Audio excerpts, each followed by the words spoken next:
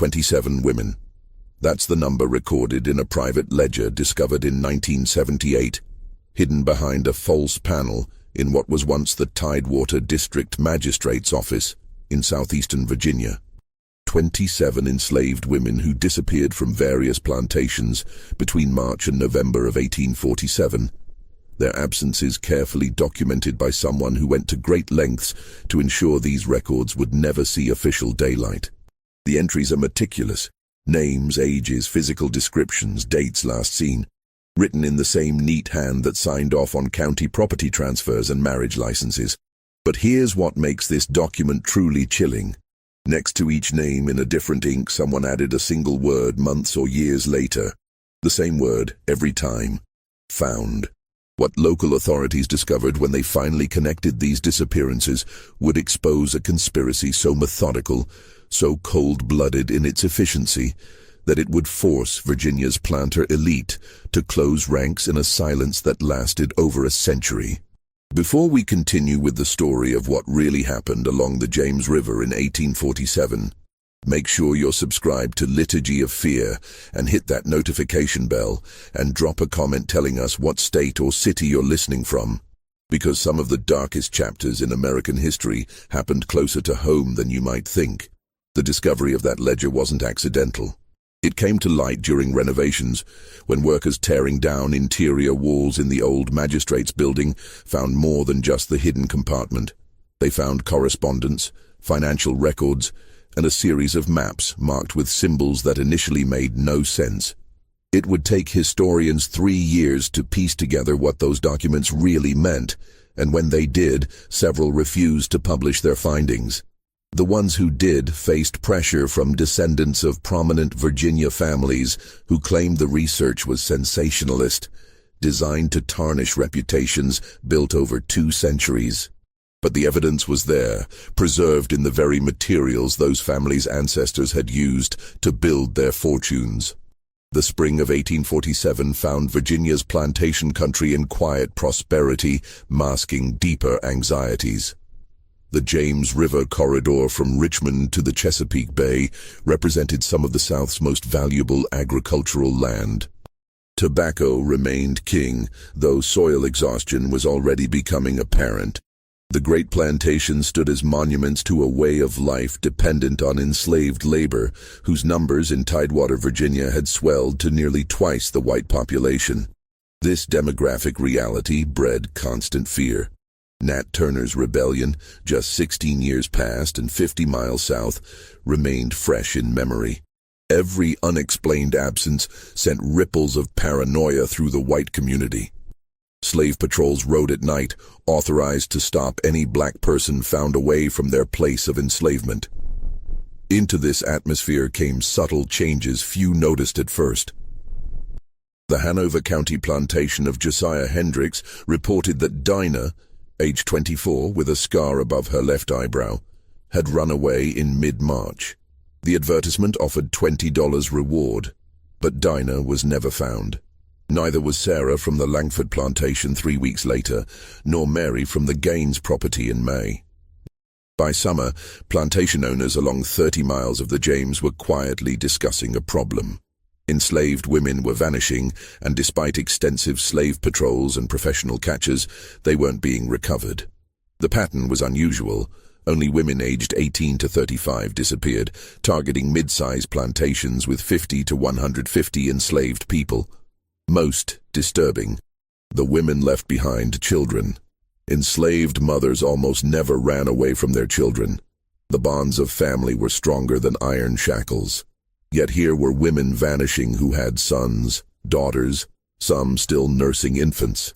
The spring rains that year were particularly heavy, swelling the James River and its tributaries, flooding low-lying fields and making the back roads nearly impassable for weeks at a time.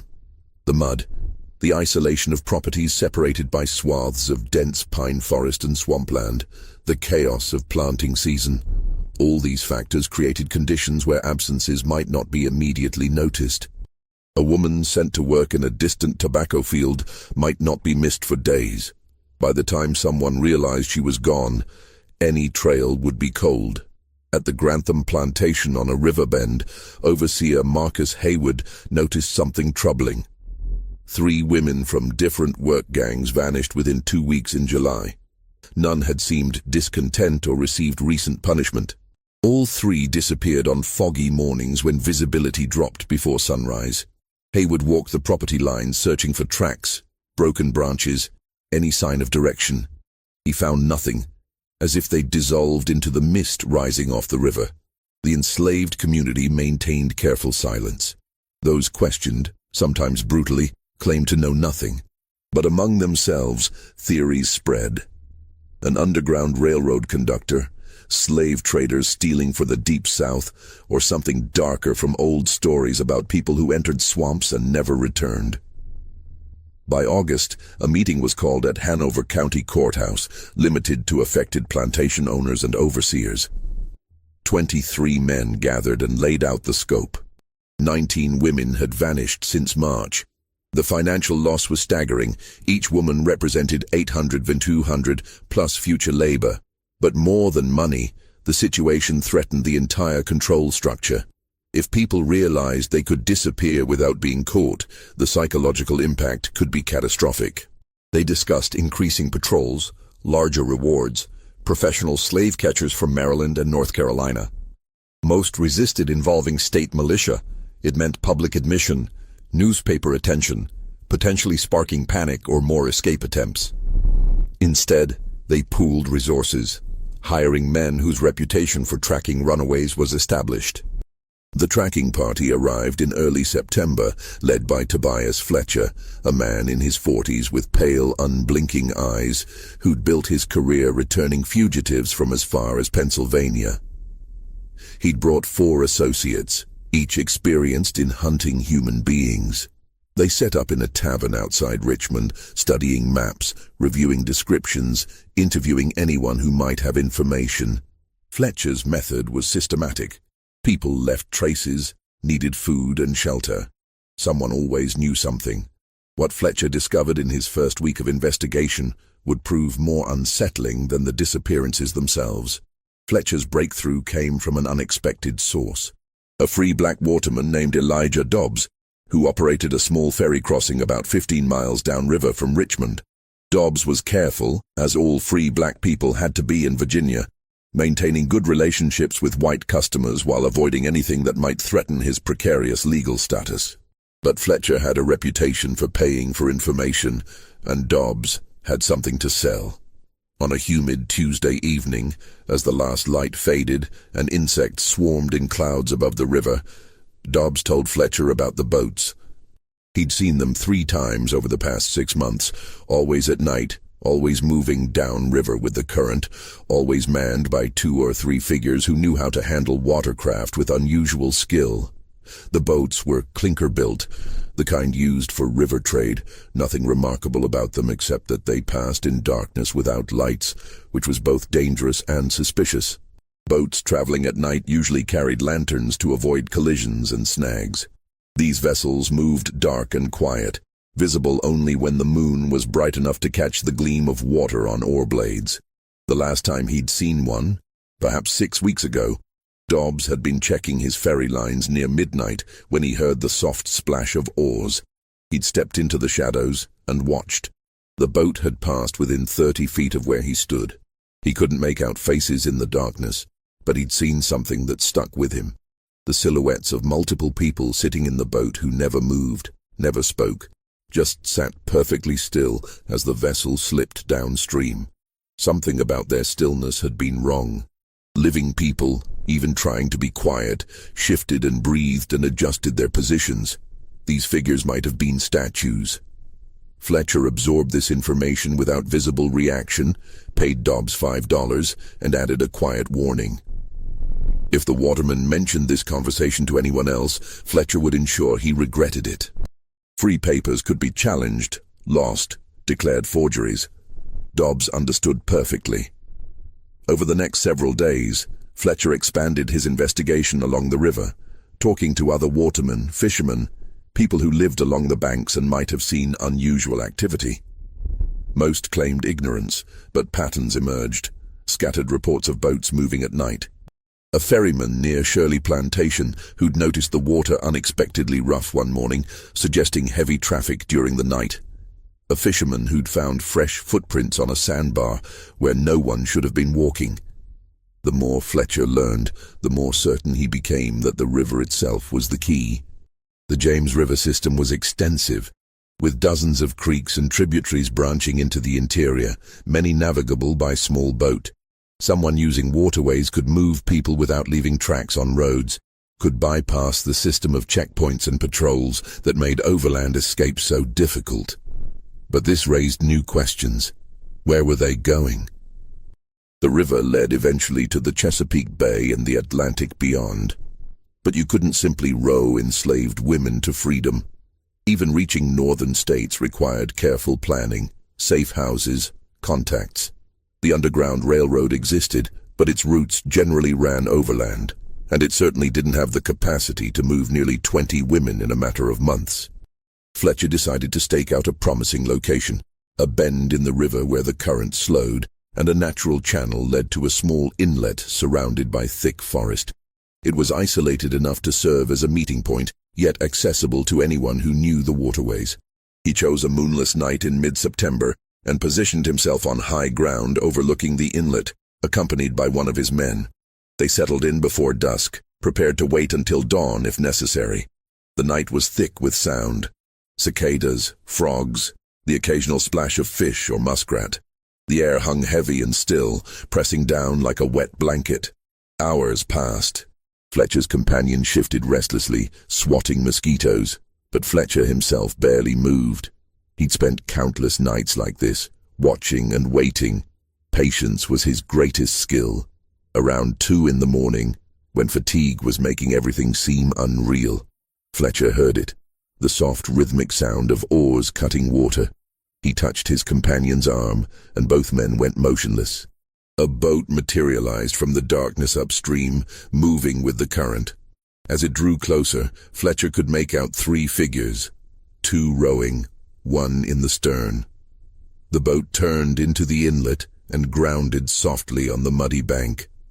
What happened next unfolded quickly.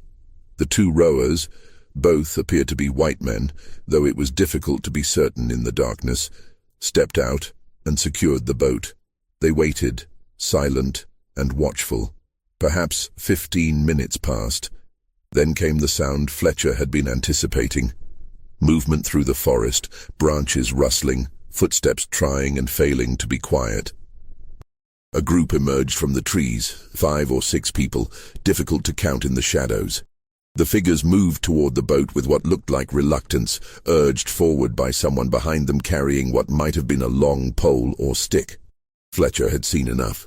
He stood, called out for them to stop in the name of the law, and started down the slope toward the inlet.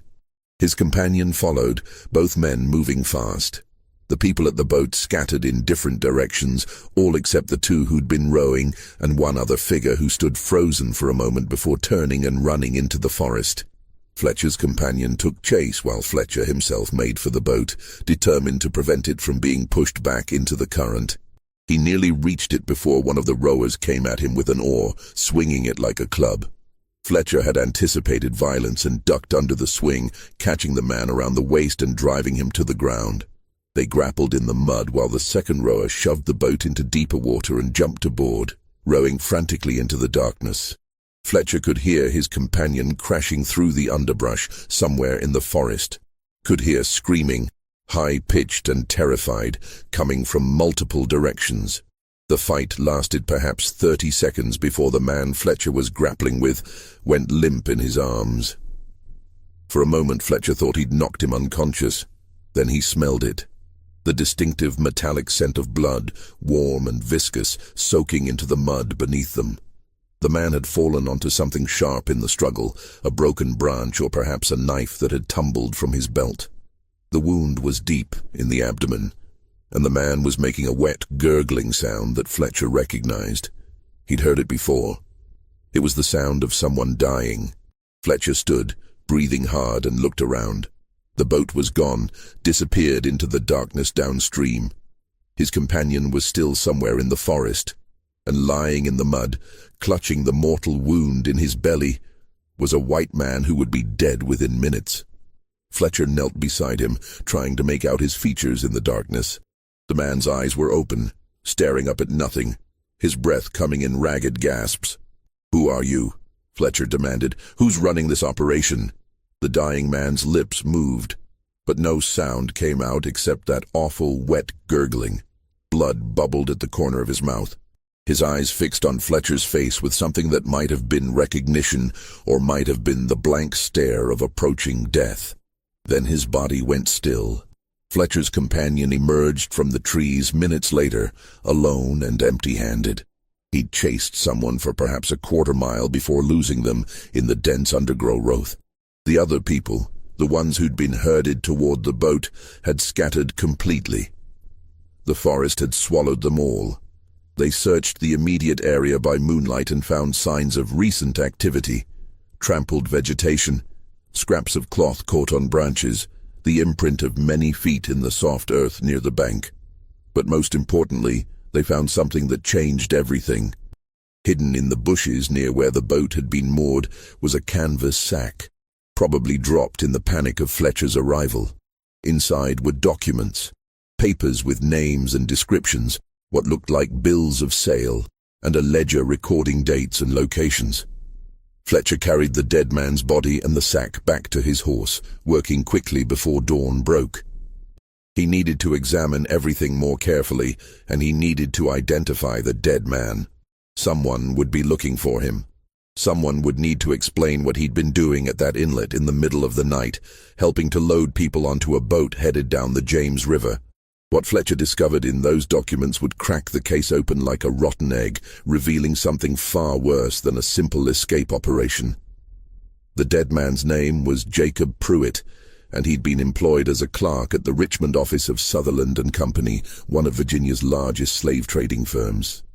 This information sent Fletcher's investigation in a direction he hadn't anticipated.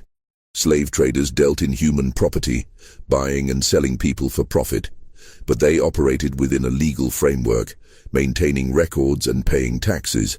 They didn't typically run clandestine operations in the middle of the night, except the documents Fletcher found suggested exactly that. The ledger listed names, dates, and what appeared to be prices paid and received. Most entries were straightforward enough: purchases from estates, sales to plantation owners in Alabama and Mississippi, the routine transactions of the domestic slave trade. But there was a separate section, written in a different hand, that recorded something else entirely. These entries listed only first names or initials, along with dates and cryptic location codes. The amounts noted were significantly lower than market value, sometimes less than half what a healthy young woman should command. Fletcher spent 2 days studying the papers before approaching the authorities. He understood the delicate nature of what he'd uncovered. Sutherland and Company was a respected firm with connections throughout Virginia's planter class. Accusing them of criminal activity without ironclad proof would be professionally suicidal. But the evidence was compelling, and Pruitt's death at the scene of an obvious smuggling operation gave Fletcher legal standing to push further. The magistrate he finally approached was George Reynolds, a man in his 50s who'd served Hanover County for 2 decades and knew every prominent family in the region. Reynolds examined Fletcher's evidence with an expression that grew progressively darker. When he finally looked up, his first words were not what Fletcher expected. "How many people know about this?" Fletcher had brought no one else. Reynolds nodded slowly, as if this confirmed something he'd been thinking. Then he explained what Fletcher's investigation had stumbled into. The domestic slave trade was Virginia's dirty secret, though everyone knew it existed. The state's exhausted tobacco lands couldn't support the population of enslaved people that generations of natural increase had created. Meanwhile, the cotton boom in Alabama, Mississippi, Louisiana, and Texas created insatiable demand for labor. Virginia had become a breeding ground and export center, selling people south by the thousands every year. Families were separated, children torn from mothers, husbands from wives, all perfectly legal under Virginia law. The trade was brutal but profitable, and many prominent families supplemented their declining agricultural income through these sales.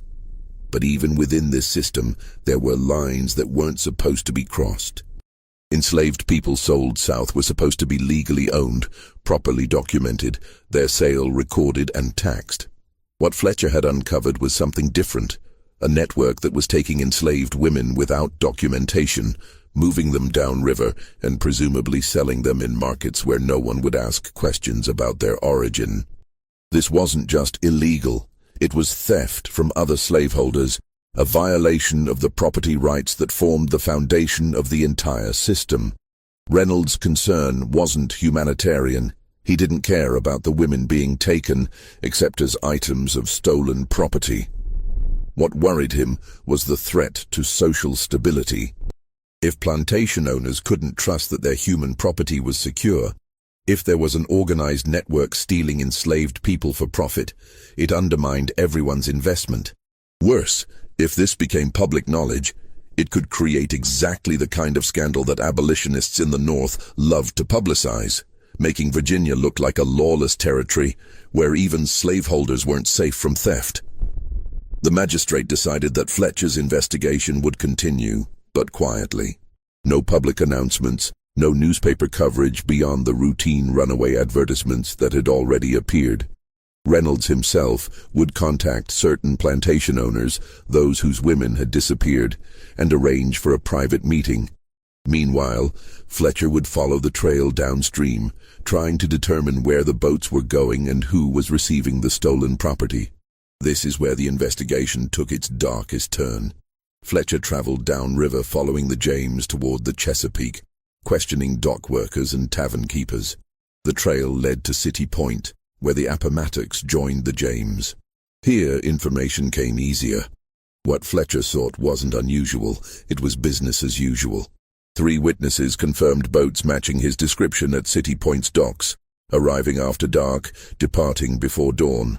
Cargo had been transferred to larger vessels bound for southern ports. No one found this strange. Enslaved people moved through City Point constantly, shipped to Charleston, Savannah, Mobile, New Orleans. No one looked closely at documents or asked uncomfortable questions. Fletcher identified the Catherine Marie, a coastal trader making regular runs to Charleston. Its June manifest listed 32 enslaved people. Comparing with Pruitt's ledger, the correlations were obvious. At least 6 disappeared women had likely been on that ship under different names, described as legally owned property, though actually stolen.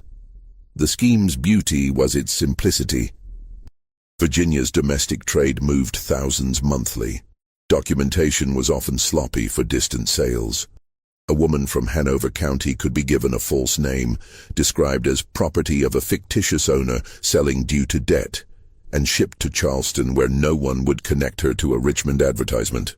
She'd be sold at auction, money flowing to conspirators, while the original owner absorbed the loss. But this raised the question that Fletcher couldn't answer. How were they taking the women in the first place? Enslaved people didn't just wander off plantations. They were watched, controlled, their movements restricted and supervised. Yet nearly 30 women had been removed without apparent struggle, without witnesses, without anyone seeing enough to sound an alarm until they were already gone. The more Fletcher learned about the distribution network, the less he understood about the initial abduction. The answer came from an unexpected source. One of the women who'd disappeared managed to come back. Her name was Rachel, and she'd been taken from a plantation in Goochland County in early August. She reappeared in late September, walking into the county courthouse in a state of near collapse, barely able to speak, her feet bloodied and her clothing torn. What she told authorities, once they got her water and somewhere to sit, would explain everything and nothing, revealing a conspiracy that went deeper than anyone had imagined, while raising questions that could never be fully answered. Rachel's story began on an August morning when she'd been working in the tobacco fields. An overseer, not the one assigned to her gang, someone she'd never seen before, had called her name and told her the plantation owner wanted to see her immediately. This was unusual, but not unprecedented. She'd followed the man toward the main house, wondering what she'd done wrong, already preparing herself for punishment. But instead of taking her to the main house, the overseer had led her to a wagon waiting on a side road, where two other women from neighboring plantations were already sitting, looking confused and frightened. Before Rachel could run or scream, she'd been grabbed. A cloth soaked in something sweet-smelling had been pressed over her face, and darkness had swallowed her. She'd woken hours later in the hold of a boat, her wrists bound, her head pounding, unable to see anything in the complete blackness below deck. She could hear other women breathing around her, could hear the creak of wood and the splash of water against the hull. The boat had been moving downriver. What followed existed in fragments. Darkness, being moved between locations, examined by men speaking about her as livestock, held in a warehouse near water where she heard ships and smelled salt air. Then chaos, shouting, something breaking, running. In the confusion, Rachel slipped away and hid. Her journey back took 2 weeks traveling at night, stealing food, drinking from streams, following the North Star and river. She had no clear memory of captors' faces, no names, only that some were white and at least one was black, possibly enslaved and forced to participate. The drug left her memories hazy. Rachel's return confirmed Fletcher's theory. An organized network had been systematically kidnapping women, drugging them, moving them downriver, holding them near City Point before shipping them south. The operation required insider knowledge of which plantations to target when overseers would be distracted. It required resources, boats, holding facilities, southern market contacts. And it required ruthlessness, a willingness to kidnap and sell human beings with no regard for violence or property law. Fletcher had identified the distribution method. He had Jacob Pruitt's ledger connecting Sutherland and Company to the illegal sales. He had Rachel's testimony about the kidnapping process. What he didn't have was the identity of the person running the operation, the individual who'd planned everything and profited most from it. That would require one more piece of evidence, one more break in the case that would come from the last place anyone expected. The meeting at Eagle Tavern in Richmond gathered 14 plantation owners, Fletcher, 2 sheriffs, and Thomas Waverley, a young attorney from the governor's office. Reynolds presented Fletcher's findings. Nighttime boats, Pruitt's death and ledger, Sutherland and Company's connection, Rachel's testimony about being drugged and held captive. The mood shifted from anger to something darker as the conspiracy's scope became clear. These weren't runaway slaves. This was theft by other members of their own class, people they did business with, attended church with, shared social obligations with. Discussion grew heated. Some wanted immediate raids on Sutherland and Company, public prosecution. But Reynolds and others urged caution. James Sutherland sat on 3 bank boards, had served in the legislature. Accusing him without absolute proof would trigger years of legal battles, destroying reputations. Thomas Waverley added another concern: publicity. Abolitionists would seize this as proof of systemic corruption, argue for federal intervention. Better to handle it quietly, prosecute without fanfare, avoid giving ammunition to slavery's enemies. Fletcher listened to all this with growing frustration. He was being paid to solve a mystery, and he'd solved it. The criminals were identifiable. The evidence was solid. That should be the end of the matter. But as he listened to these wealthy men debate strategy and public relations, he began to understand that the truth was more complicated than he'd realized. Discussion focused on a crucial question: the women sold south. Rachel had escaped, but she was the only one. The others, 26 women, were scattered across plantations from Carolina to Louisiana, living under false names, unable to prove their true identity. Recovering them would be nearly impossible, requiring multi-state cooperation and proof of ownership established months after the fact. Harrison Wickham, who'd lost 2 women, made a stunning proposal: let it go. Accept the financial loss. Shut down the network. But don't pursue prosecution that would expose everything publicly. The women were gone, already sold. Bringing them back would require admitting Virginia's system of patrols and documentation was weak enough that a gang had stolen 30 people over months. Better to handle it privately, ensure it didn't happen again, and move on. Several agreed. Waverly objected. If unpunished, other networks would form. Law meant nothing unenforced, especially when criminals came from the same class as victims. The debate raged for another hour before Reynolds proposed compromise. Continue investigating to identify everyone involved, deal with them privately through forced restitution and social ostracism, but no public trial. And the women sold south would remain where they were. The cost of recovery, financial and political, was too high. Fletcher found this distasteful but understood its logic. The system cared about property rights, not human welfare. If plantation owners accepted the loss to avoid embarrassment, that was their choice. He would complete his investigation, identify remaining conspirators, collect payment, and move on. But what he discovered next made that resolution impossible. Following the money in Pruitt's ledger led Fletcher to Samuel Ridgway, a Bank of Virginia clerk processing transfers from Sutherland and Company to individuals whose names appeared on no official business records. When confronted, Ridgway collapsed, confessing everything in a tearful breakdown. Ridgway explained the operation. James Sutherland had conceived the plan, recognizing Virginia's slave-trading business faced increasing criticism and uncertain prospects.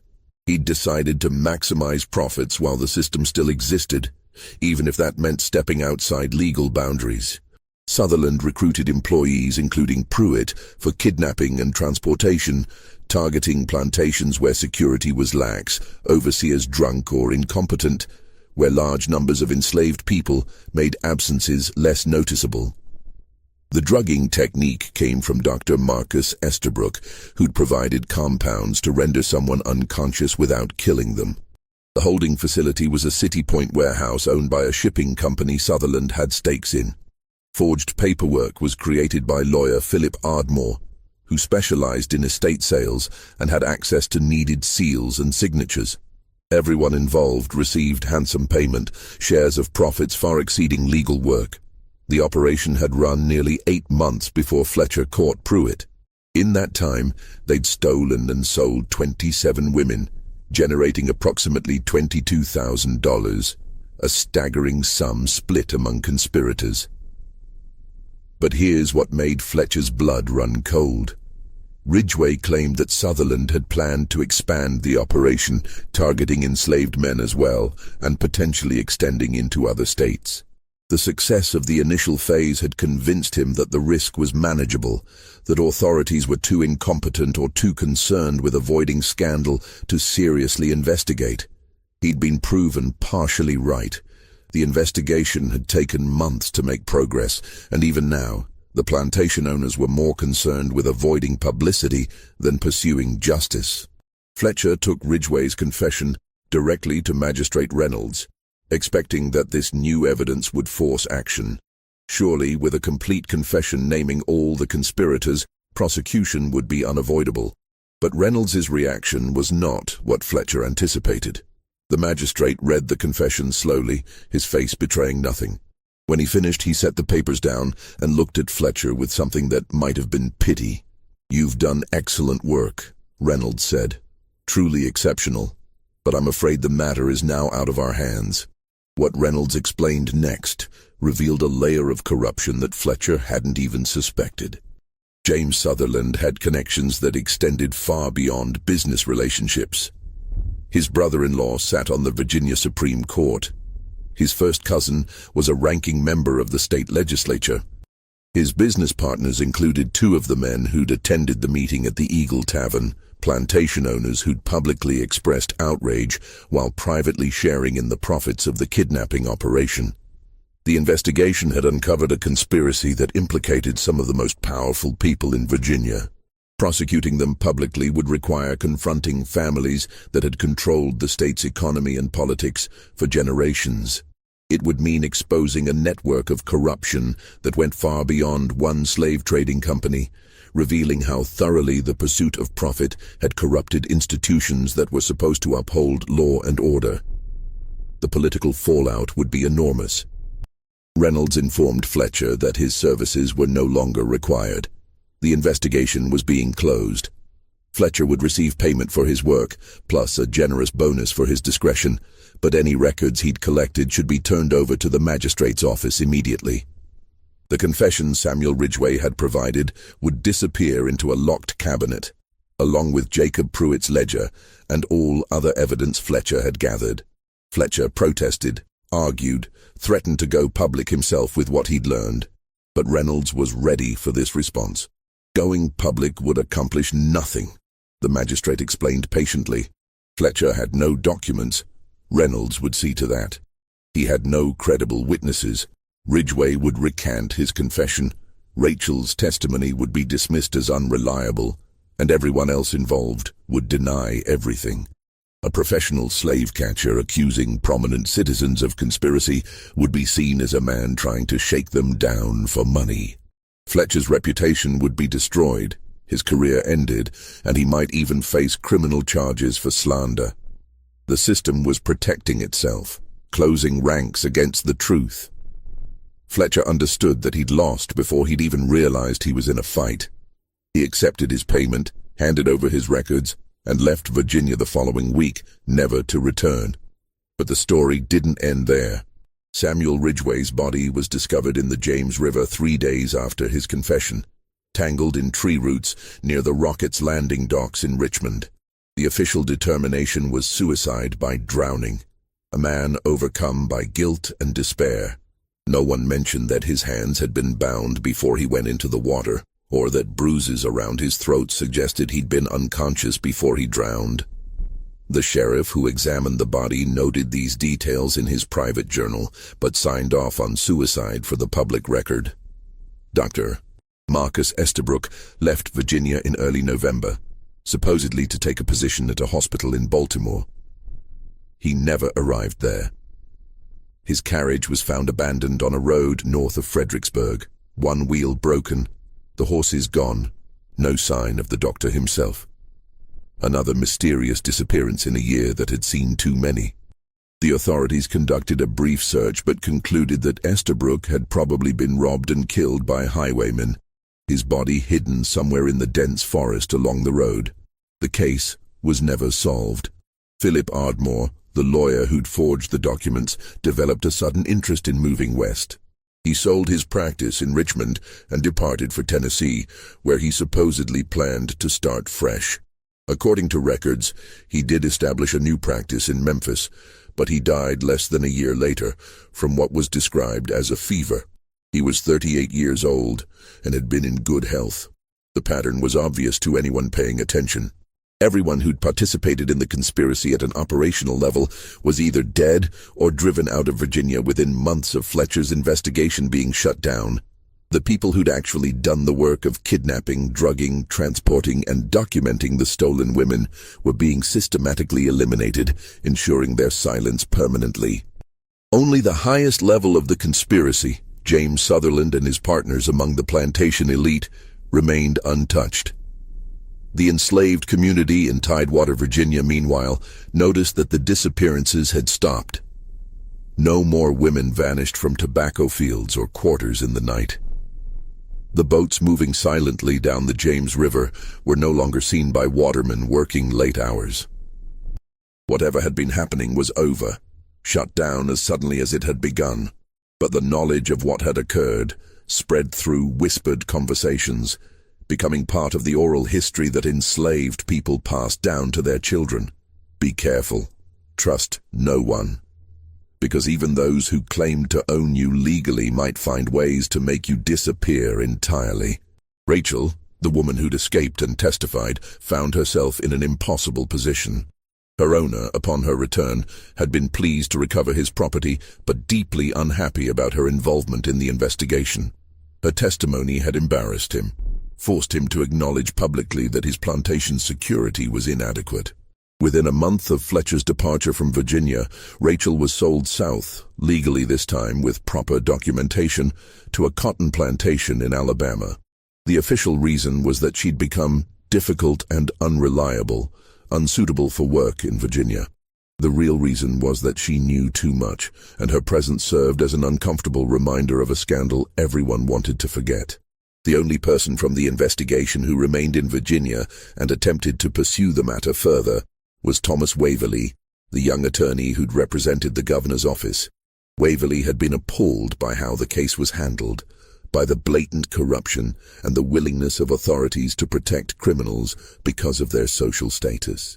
He wrote a detailed report to the governor, describing everything he'd learned and recommending prosecution despite the political difficulties. The governor never responded to this report. Instead, Waverley was quietly reassigned to administrative duties that kept him far from any real legal work.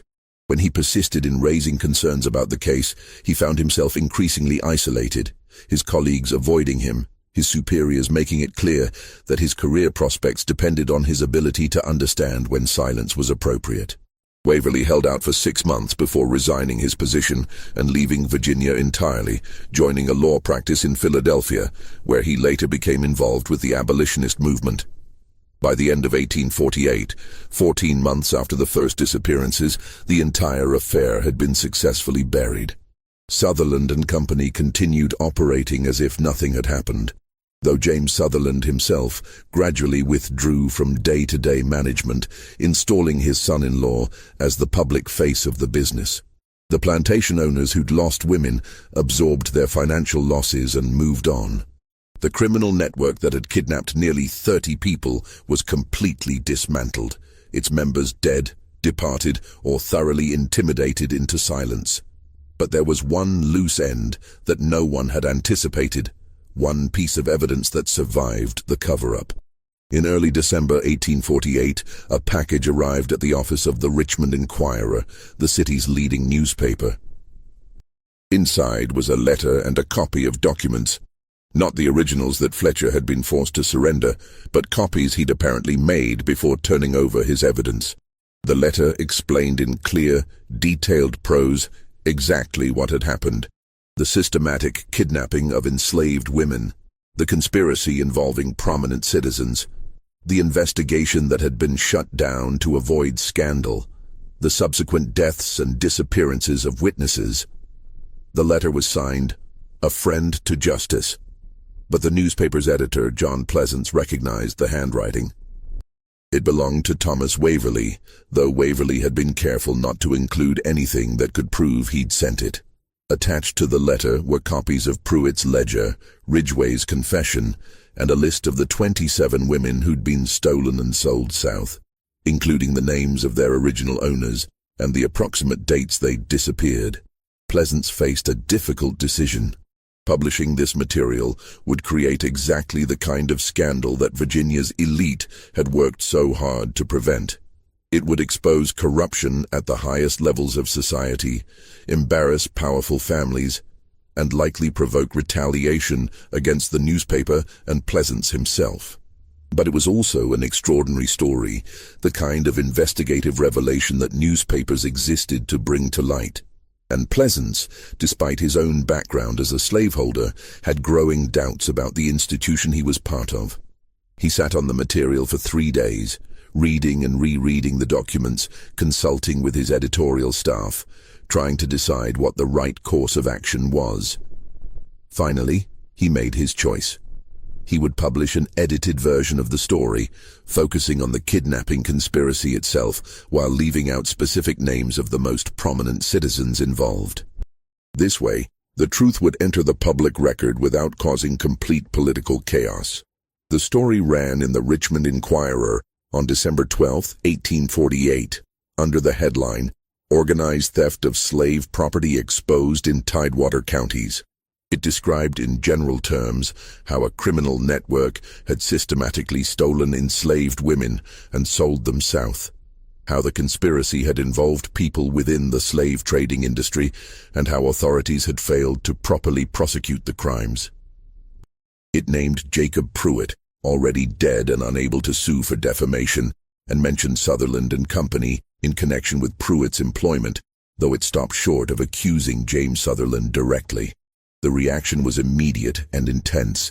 Other Virginia newspapers picked up the story, some running their own investigations, others dismissing it as sensationalist nonsense. Northern abolitionist papers seized on the article as proof that the slave system was inherently corrupt, using it as ammunition in the ongoing political debates about slavery's expansion into Western territories. Pro-slavery advocates in Virginia denounced the coverage as exaggerated and harmful to the state's reputation. James Sutherland himself published a statement denying any wrongdoing, claiming that Pruitt had been a rogue employee acting without authorization and threatening legal action against anyone who suggested otherwise.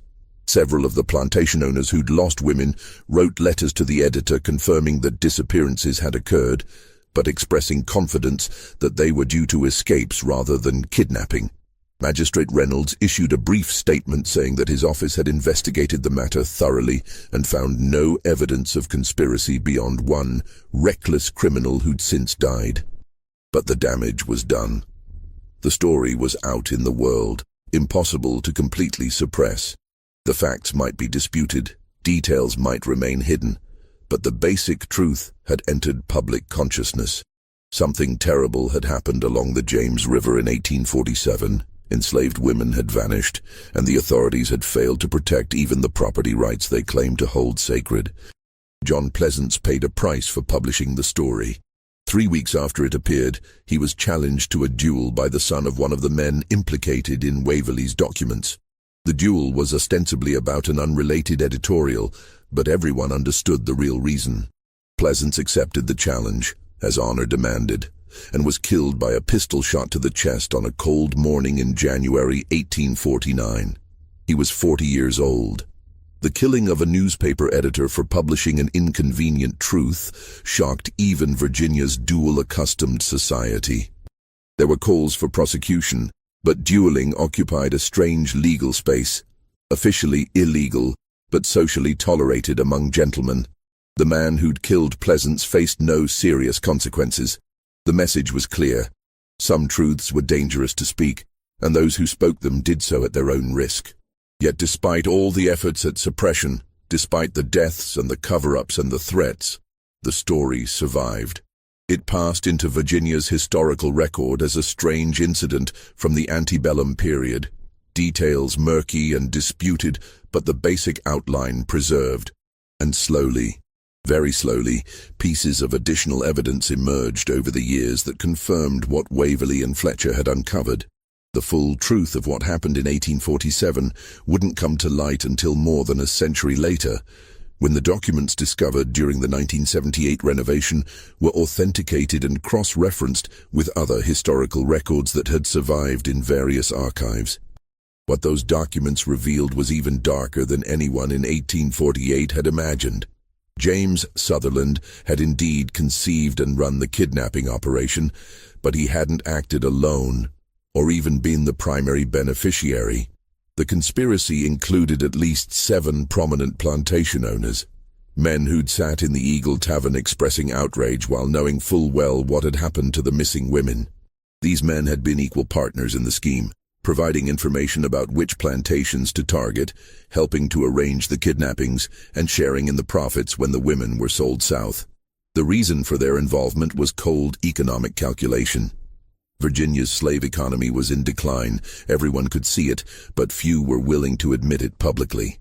These men had watched their wealth slowly eroding as tobacco exhausted their soil, and younger sons of established families moved west to seek better opportunities. The kidnapping operation offered a way to extract additional profit from the enslaved people they controlled, converting them into cash that could be invested in more promising ventures like railroads and manufacturing. But the financial records that survived revealed something even more disturbing about the operation's scope. The 27 women documented in the magistrate's ledger weren't the only victims. They were just the ones whose disappearances had been officially noticed and recorded. Cross-referencing plantation records, sale documents from southern markets, and testimony that had been collected but suppressed, suggested that the operation might have taken as many as 40 or 50 women over a longer period than anyone had realized. Some of the disappearances went back to late 1846, predating the March 1847 start of the pattern that Fletcher had investigated. The women had been specifically targeted for their youth and perceived fertility, traits that commanded premium prices in the Deep South's expanding cotton economy. They'd been torn from their families, drugged and transported like cargo, sold under false names to buyers who'd been told nothing about their true origin. Some of those women likely lived out their entire lives, never knowing which Virginia county they'd originally been stolen from, unable to get word back to the children and husbands and parents they'd been forced to leave behind. The holding facility at City Point had been more than just a warehouse. Documents described it as a compound with separate rooms where captives could be kept isolated, a space where they could be prepared for sale, which likely meant being forced to learn false histories, threatened into silence about their kidnapping, possibly subjected to violence to make them compliant. The facility operated for at least 10 months before being shut down in the wake of Fletcher's investigation. After that, it was cleaned out and converted to storing legitimate cargo, any evidence of its previous use carefully destroyed. Dr. Estabrook's role in developing the drugging technique turned out to be even more sinister than originally understood. He'd been experimenting with compounds based on opium and other substances, trying to find mixtures that would render people unconscious without killing them, that would leave them confused and disoriented to prevent effective resistance. Several of the women who'd been kidnapped, based on testimony collected decades later from former enslaved people who'd known them, reportedly suffered lasting effects from the drugs, including memory problems and physical ailments that persisted for years. The deaths of the conspirators who'd been at the operational level, Ridgway, Estabrook, possibly others whose fates were never officially recorded, hadn't been coincidental. The plantation owners who'd partnered with Sutherland had systematically eliminated anyone who could testify against them, ensuring that if the conspiracy was ever investigated, all the blame would fall on dead men who couldn't defend themselves. Pruitt's death at the inlet had been accidental, but it showed the conspirators how vulnerable they were to testimony from subordinates. They'd responded by removing that vulnerability entirely. Thomas Waverley's attempt to expose the conspiracy through the Richmond Inquirer and John Pleasance's death after publishing the story represented the system protecting itself in the most brutal way possible. Men had been murdered to preserve the reputation of Virginia's elite, to prevent a scandal that might have forced society to confront the corruption at the heart of its economic system. The violence wasn't aberrant. It was fundamental to how power maintained itself. But here's what the 1978 discovery also revealed. One of the women who'd been kidnapped had found a way to bear witness. Her name was Louisa, taken from a plantation in New Kent County in July 1847 and sold at a market in Charleston that fall. She'd been purchased by a rice planter named Edward Gresham, whose property was located on one of the Sea Islands near Beaufort, South Carolina. Gresham was by most accounts a brutal owner, working people to death in rice fields where malaria and other diseases killed regularly. But his brutality created opportunities. During the chaos of the Civil War, when Union forces captured the Sea Islands in late 1861, Gresham fled and his enslaved workers liberated themselves. Louisa was still alive then, though she was probably in her late 30s or early 40s and worn down by years of hard labor. She could have simply enjoyed her freedom and tried to rebuild a life. Instead, she sought out the Union officers who were documenting the property they'd seized, and she told them her story. She described being taken from Virginia, the drugging, the boat trip down the James River, the holding facility at City Point, the sale in Charleston. She provided names and details that she'd held onto for 14 years, waiting for an opportunity to tell someone who might care. The Union officer who recorded her testimony was a captain named William Thorpe from Massachusetts, serving with the occupation forces. He wrote down everything Louisa told him, recognizing it as evidence of the slave system's inherent corruption. Thorpe's report was filed with dozens of other witness statements from formerly enslaved people describing the abuses they'd suffered. After the war, these documents were archived and largely forgotten, gathering dust in government storage until historians began examining them in the 1960s and 1970s as part of renewed interest in Reconstruction-era records. When Louisa's testimony was finally read alongside the documents from the magistrate's office, the full story came together. The names she'd mentioned matched names in the conspirators' records. The dates aligned. The descriptions of the holding facility at City Point corresponded with architectural details that could still be verified in 1978. She'd even remembered the false name she'd been given, Mary Jenkins, and historians were able to find a Mary Jenkins in the Charleston market records from fall 1847, described as being sold from the estate of a deceased Virginia farmer. Louisa's testimony didn't explain everything. There were still gaps, missing pieces, questions that could never be answered. But it provided verification from someone who'd lived through the horror, who'd spent 14 years carrying the truth until she found someone willing to listen. And embedded in her testimony was a detail that none of the other records had captured: what it felt like to be one of the women taken. She'd described the moment of being grabbed, the terror of waking up in darkness with no understanding of where she was, the slow realization that she'd been stolen and sold, and that no one was coming to bring her back. She'd described the other women crying, calling out for children and husbands, begging to be let go.